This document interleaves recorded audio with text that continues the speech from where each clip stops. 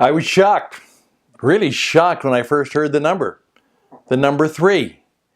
Yes, I was confronted by the reality of a mentor and a teacher who told me that only 3% of the population, only 3% of the population, 3 people out of 100, are ready, able, and can be truly successful in their life, in their business, in their career, indeed, in the business of living.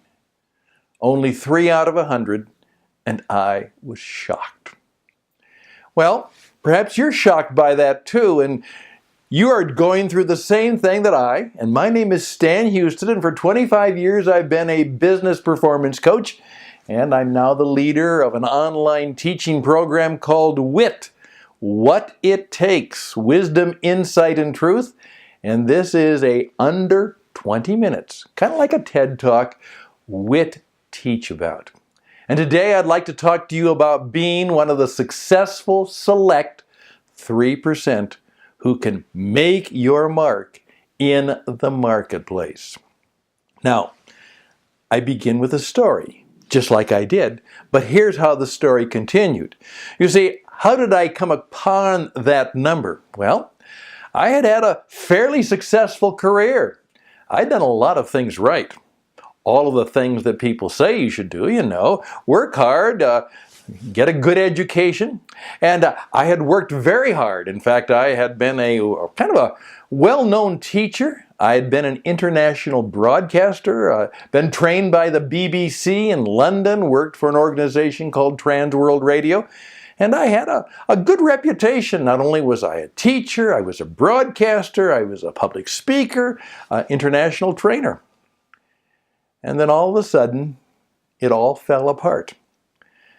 It really did. I crashed.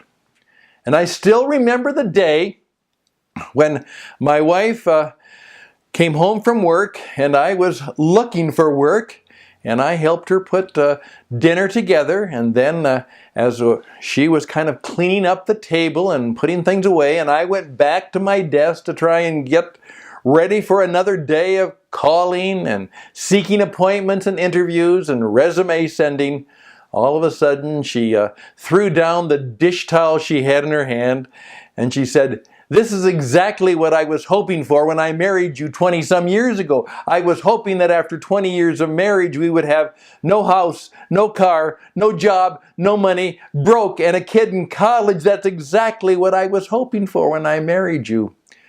And then, of course, her deep sarcasm turned into deep sobbing tears.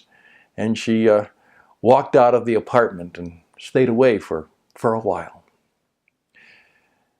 I still remember that day. That's how I'm able to describe it to you. And there have been difficult times then and still, and perhaps even yet to come. Because life is indeed difficult. But I learned a basic principle that took me way too long to discover. In fact, after I discovered it, I said, why didn't anyone ever teach this to me? I went through a fine college. I went through a great university. Why didn't anyone teach me the power of the principle of the 3? Now, what am I talking about? Well, what I'd like to do is to introduce you to one of the first principles of success today. And you may have heard something like this. You may have had some inkling of this. But if you're like a lot of people, this is brand new to you. Here's what I discovered.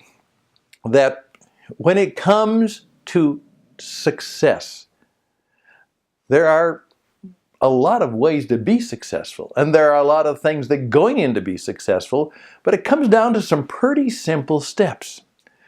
And what they discovered, and they being a group of motivational and the people who were doing the initial research on what causes people to be successful? And this was coming out of the 1960s and 70s as that human development, personal attainment, research and teaching was being done.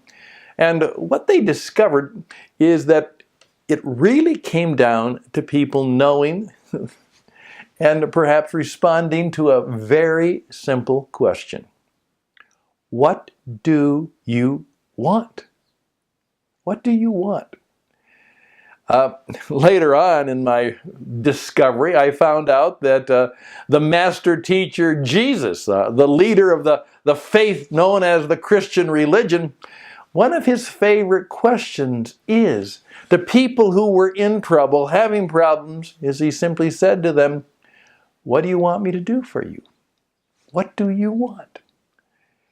And what it has become is the simple truth is that most of us don't really know with any real clarity what we want out of life.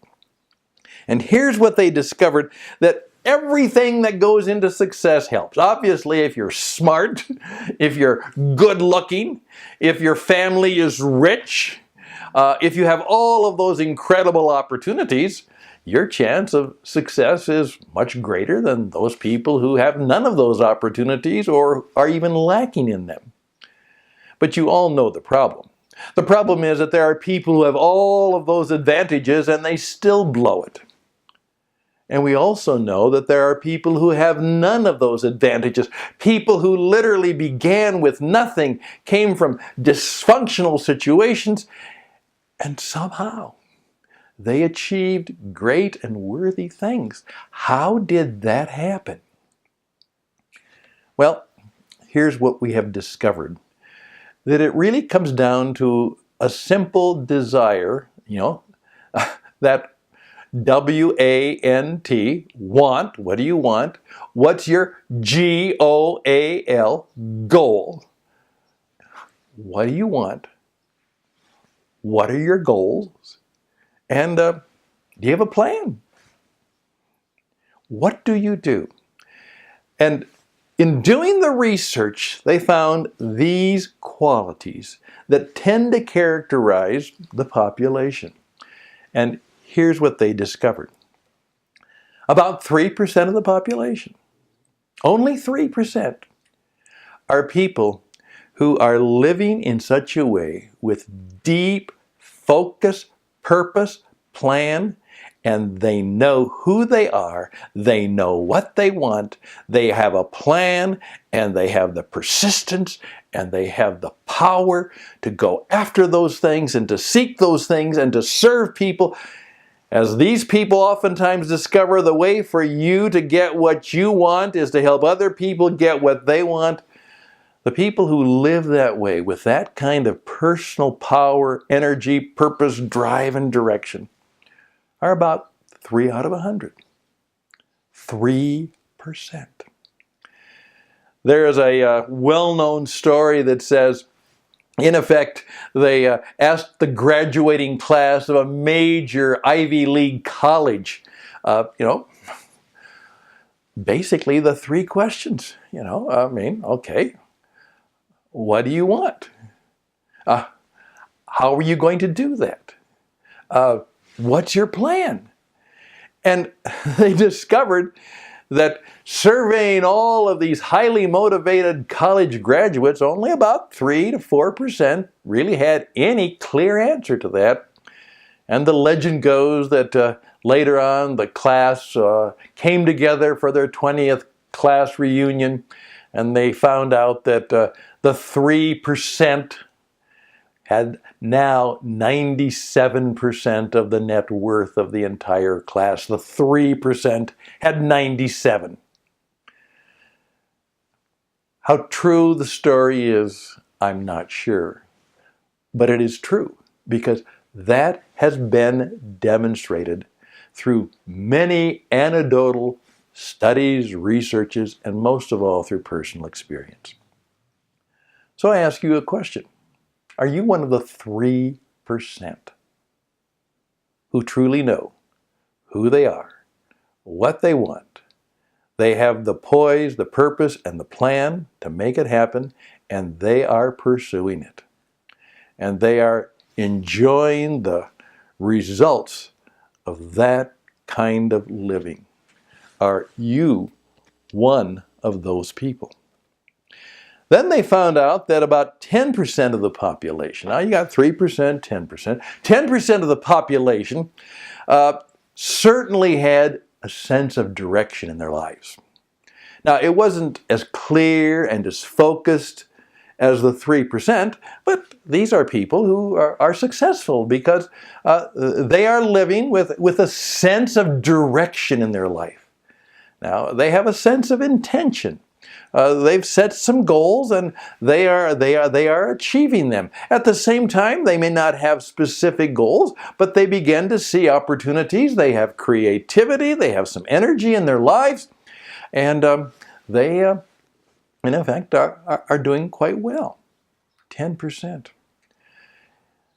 I think of the quote and the statement I heard in regards to a story about Jesus where it seems that everybody was going to try and take him in and throw him over a cliff, and there's a wonderful line in the tradition which says these people were about ready to do him in, but he walked right through them. The group couldn't touch him even though they didn't like him. And one of my mentors said to me, Stan, remember, the world steps aside for the man or woman who knows who they are, where they're going, and they're walking toward the goal, seeking the star, doing the dream. The world steps aside. 3%, 10%. Are you in one of those categories? And right now I think you're saying, well, what does that look like? Right now I just want you to see the broad picture because you will put in the details of the painting. 60%. What about the 60%? Well, the vast majority of people. They primarily have done what they do, and they've taken the things that have come to them, but they have hopes. Oh, I hope to go back to school someday. They have wishes. Wouldn't it be nice? I would like to win the lottery. Maybe I'll go back to school. Maybe I'll get a different job. Oh, I sure would like to get rid of this crummy job. And so they are people who primarily live from moment to moment, perhaps day by day, year by year, and they really don't have anything very specific. Nothing's written down. There's no notebook or chart or a plan that is getting them where they're going. As I ironically point out, is if you ever finished a course in school, you were for that brief moment a 3%er. They said, your goal is to graduate. Okay, here's what you have to do to graduate. Here are the things you have to achieve. Here's the time you have. What's your plan? And so you had to have a plan, and your advisor had to sign off on it, and then you had to go through the steps, and you had to pass the steps, and you had to achieve the steps. And then one day, hopefully a happy day for you, is your family and you celebrated graduation. And you achieved the goal and you received your diploma and you now have your degree or your certificate or whatever else goes with that. And then you stopped. Then you just started to do what you thought would primarily make you some money. And that's what most people are doing now. Trying to deal with the day, trying to make some money, and then, of course, trying to find some happiness or joy or other things that will perhaps distract them from some of the distress in their life or perhaps give them some of the pleasures and reduce the pain in their life. 60%. Well, that leaves what? That leaves the 27%. When I've pointed this out, I've gotten a number of responses. 27%, they basically have no hopes, no dreams, no goals. If you ask them what they want out of their lives, what they're seeking for, where they hope to be next year, where they want to be in 5 years, well, they don't know. They're just, as I say, instead of living intentionally, they're living mostly accidentally. Now here's the problem. We all will be exposed to great accidents.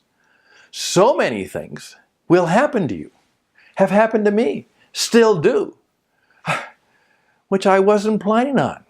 Things that are disrupting me. A call from the doctor said, oh, well, I just discovered I've got to deal with some stuff that I wasn't planning on. Now, those things happen, but then that becomes not only what happens, it becomes what is. And so the 27% have basically no hopes, no dreams, no goals.